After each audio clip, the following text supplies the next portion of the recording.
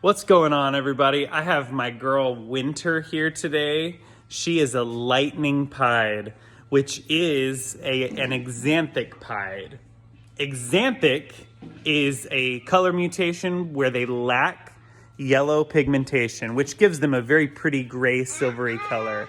And I actually work with the line, there's 4 different lines of exanthic, I believe. I actually work with Gateway City Reptiles, GCR line of exanthic, and I am really happy with the way the color has held up. Sometimes different exanthic lines can like brown out, but she has stayed a very pretty grayish color, which is really what drew me to them in the first place.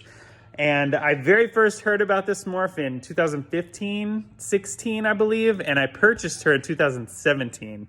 And she actually cost me $3,000, believe it or not, without that. That's not including the male that I purchased for her as well. Now, I didn't buy a lightning pied male. I actually got an exanthic het pied male.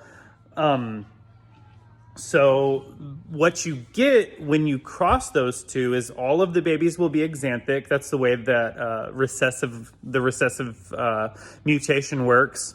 And then half of the babies will be visual pied, since I'm doing a pied to a het pied essentially.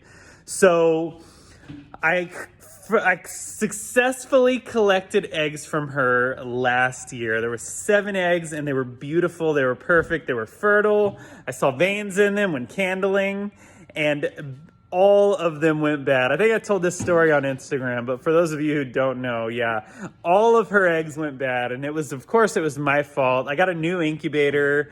I trusted the temperature probe was accurate, and it was not. And I guess the ball python eggs are a whole lot more susceptible to low temp incubation. I'm used to the bearded dragons where room temp is fine.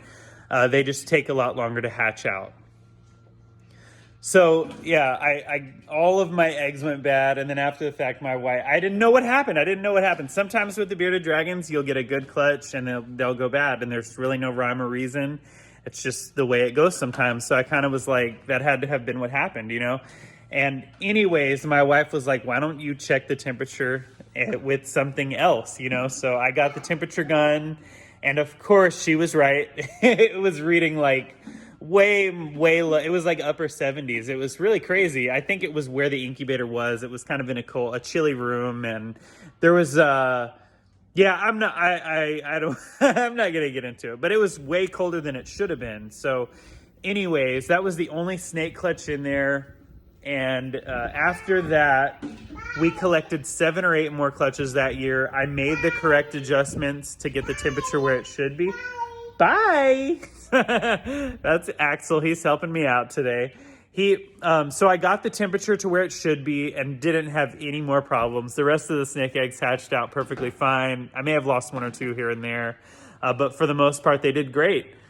So I made the adjustment. So you learn. So anyways, she's been bred this year, and I'm just kind of waiting to see if she builds eggs, and I'm super excited to see if I can get some lightning pied babies from her.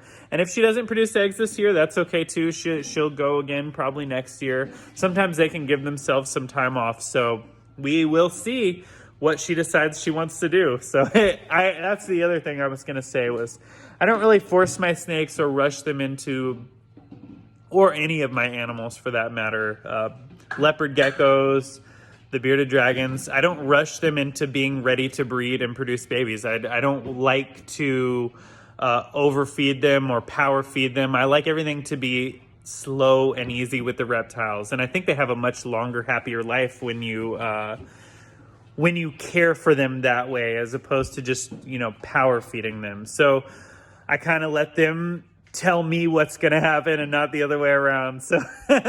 So anyways, I'm super excited for this combination. This is my favorite ball python morph. And when I saw it, I was just blown away.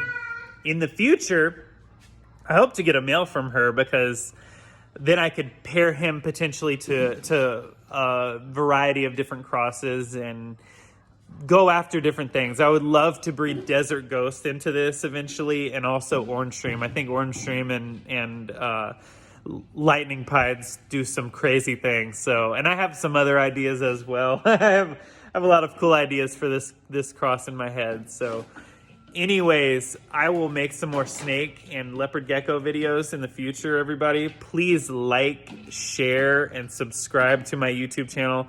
I am super grateful for everybody who watches my videos and supports me in what I do.